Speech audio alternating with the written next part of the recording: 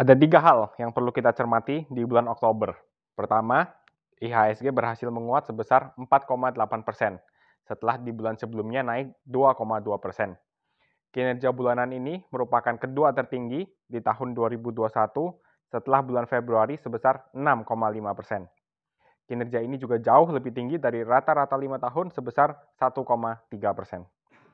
Kedua, penguatan IHSG ini didorong oleh sektor keuangan yang berhasil mencatatkan return sebesar 8,7%. Sektor keuangan sendiri adalah sektor terbesar di IHSG dengan bobot 37,5%. Ketiga, indeks obligasi pemerintah Bindo menguat sebesar 0,8%, di atas rata-rata 5 tahun terakhir sebesar minus 0,1%. Hal ini juga terlihat di penurunan 10-year government bond yield sebesar 20 basis. Saat ini, yield obligasi berada pada level 6,1%. Driver utama rally di pasar obligasi adalah situasi rupiah yang stabil, didorong oleh peningkatan harga komoditas yang memberikan dampak positif terhadap both neraca dagang dan juga APBN Indonesia.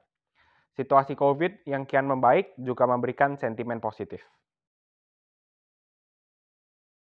Dua hal. Pertama, investor asing melakukan foreign net buying sebesar 926 juta US dollar. Ini merupakan foreign net buying terbesar di tahun 2021 dan juga jauh di atas rata-rata sebesar 280 juta US dollar per bulan. Dibandingkan negara lainnya di Asia Tenggara, Indonesia adalah satu-satunya negara yang mengalami foreign net inflow sebesar 2,8 miliar US dollar. Hal ini mencerminkan sentimen positif investor asing terhadap ekonomi Indonesia post-COVID crisis. Peristiwa menarik kedua adalah laporan keuangan perusahaan di kuartal ketiga. Secara garis besar, kami melihat laporan keuangan emiten cukup baik, terutama di sektor perbankan, otomotif, dan pertambangan. Di sektor perbankan, kami melihat top 5 banks di Indonesia mencatatkan net interest income yang stabil, penurunan provisi, dan juga penurunan COVID restructuring balance di tengah-tengah PPKM. Di sektor otomotif, kami melihat hasil yang positif tercermin dari manufacturing margin yang masih bagus, walaupun beberapa dealer tutup di tengah-tengah PPKM di bulan Juli dan Agustus. Kita juga melihat adanya financing credit cost yang turun. Sektor pertambangan secara umum juga mencatatkan kinerja yang positif, didorong oleh peningkatan harga komoditas. Menurut kami, sektor yang kinerjanya masih kurang baik di kuartal ketiga adalah sektor staples, di mana purchasing power masih belum sepenuhnya recover.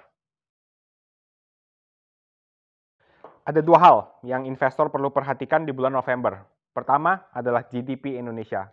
Kita expect a slight miss dari konsensus sebesar 3,8% year on year. Kedua adalah rapat FOMC terkait rencana tapering dan kemungkinan peningkatan suku bunga di tahun depan.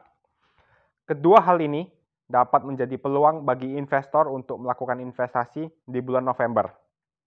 Secara historis, bulan November adalah bulan yang paling sering mengalami koreksi di kuartal keempat, sehingga dapat menjadi a good entry point untuk investor. On the other hand, IHSG selalu mencatatkan kinerja positif di bulan Desember selama 10 tahun berturut-turut dengan kinerja rata-rata sebesar 3,23%.